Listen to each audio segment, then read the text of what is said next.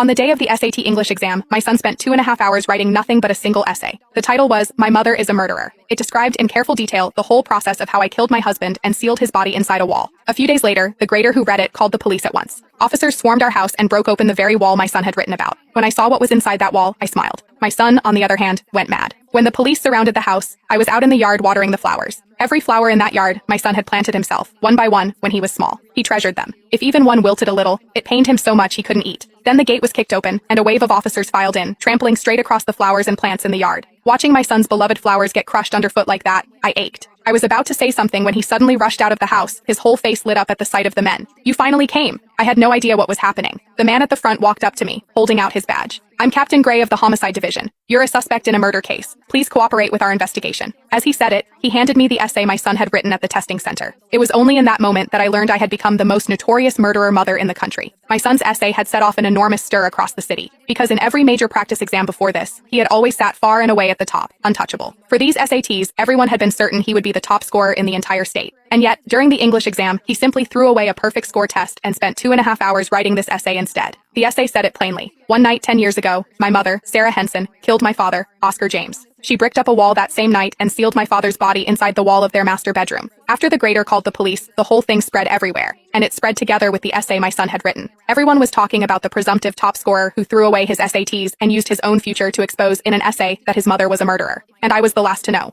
I stared at that essay for a long time, and the longer I looked, the harder my hands shook. I knew my son's handwriting, but what it said, I couldn't accept. I looked at my son and asked, my voice trembling, "You wrote this?" He looked back at me without any expression. "Yes, I've waited too long for this moment." A sharp pain shot through my chest, as if something had stabbed into me. "So these 10 years, all that hard work, was just to get back at me like this?" His eyes were cold on mine. "That's right. Only this way would my essay be taken seriously. Only this way would everyone find out you're a murderer." Looking at this child I had raised for 18 years, I suddenly felt I didn't know him at all. All this time I'd believed he had grown up, that he understood now, that he had learned to take responsibility for his own life. But it turned out he had spent 10 years of effort honing himself into the sharpest possible blade. All so that today, he could drive it straight into me. The police hadn't come alone. A crowd of reporters and online streamers had rushed in with them. Now every camera was trained on me. Some were live streaming, some were pushing microphones at my face. "Ms. Henson, your son wrote all of this in his exam essay. Do you have anything to say about it? We've heard your husband vanished suddenly 10 years ago and has never been found. Is it true that you killed him? Your son was the favorite to be top SAT scorer, yet he chose to throw away the SATs just to expose your crime with his own hands. How does that make you feel? Can you tell us why you murdered your husband?" Each reporter's question was sharper than the last. The livestream was exploding, the viewer count breaking 100,000, the comments scrolling by uglier by the second. It was as though everyone had already decided I was the woman who'd killed her own husband. I lifted my eyes to the cameras and said evenly, "It's just an essay a kid scribbled down. No proof, nothing behind it, and you all actually believe it?" The words had barely left my mouth when a voice cut up out of the crowd.